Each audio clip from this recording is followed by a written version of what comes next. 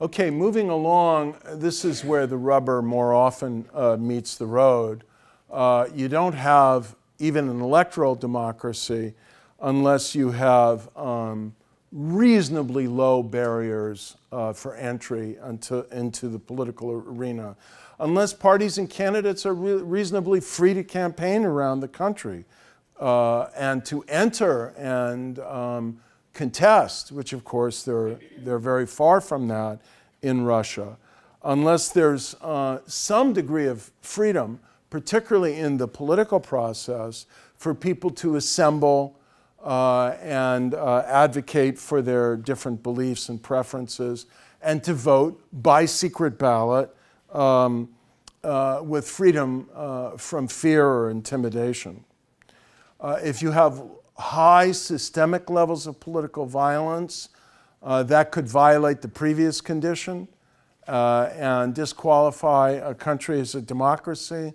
I'll let you grill Bobby in section about whether Kenya falls into that or did at one point problem. And is there, some broader climate of freedom of speech in the press? Now we get to fair. Having lived in Nigeria and observed the extraordinary entrepreneurship and imagination that can go into making elections unfair and rigging them in a variety of ways, I've become very interested in this question of when elections are fair. And it's really, there's a whole industry around this of international consultants, international standards, international best practices, domestic election administration commissions. I wish we had a national electoral commission in the United States, but as you may know, we do not, and therefore we get pockets of concern about the application of standards of electoral fairness, even in the United States, even in the year 2018. We can go into that later. But electoral administration should be neutral, competent, professional, not have a political bias, which creates a problem in the US if you have, as chief electoral officer, a secretary of state who's a member of a political party. More of a problem if that person is himself a candidate for office at the same time that he's running the election. You want all of the actors that could have some decision-making authority over the electoral process, the police, the military, the courts, not just the electoral administration itself, to be politically neutral. This is a kind of basic, obvious, logical principle. And so if you go through these other elements, they form a kind of coherent, integrated system for ensuring impartiality, neutrality, fairness, and competence in the process of administering elections. Now, of course, again, we have another problem in the United States. It's much more extreme in many other countries that I think fall below the threshold of electoral democracy. But, it's for every person to make up their own mind here about what system kind of meets the test and what falls short. But if you have politicians drawing electoral district boundaries in ways to greatly advantage their own political party, that can be a huge mark against the fairness of the political system. And of course, that's called gerrymandering, and we still have quite a bit of it in the United States, though I think one of the dramatic things that's happening right now, these days in the United States, while you're here studying at Stanford University, is that there is really a national movement gathering in the United States to roll back gerrymandering. And there were just voter initiatives passed in several states in November to turn over the drawing of electoral district boundaries to independent commissions.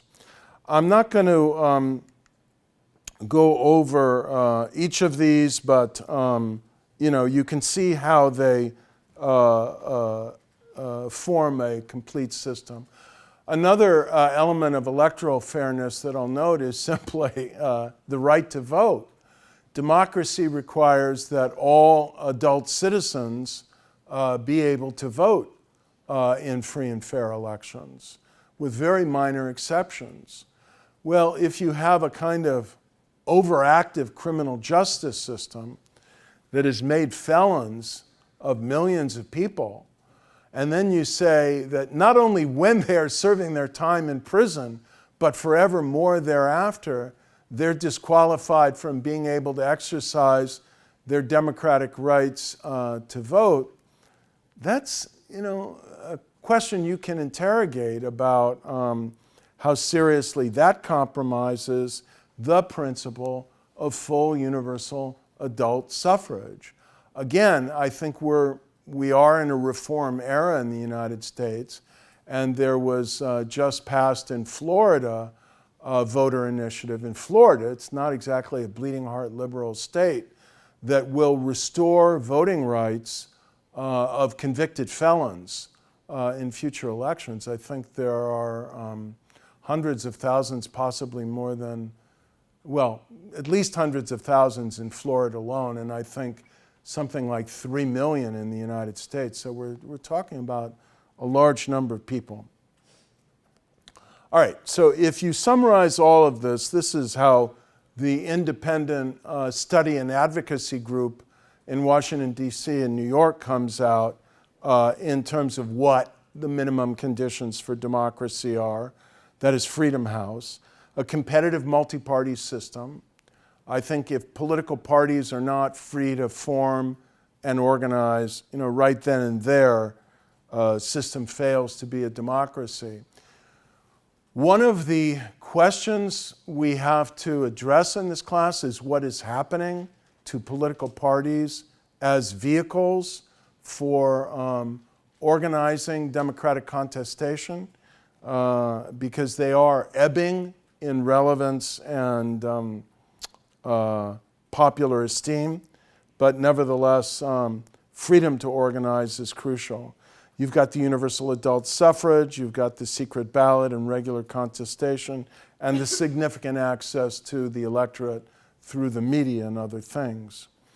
Now, the late, great Yale political scientist Robert Dahl, whose book Polyarchy is on the syllabus, even though it's now, my God, nearly 50 years old, but I believe there's a lot of wisdom in the classics.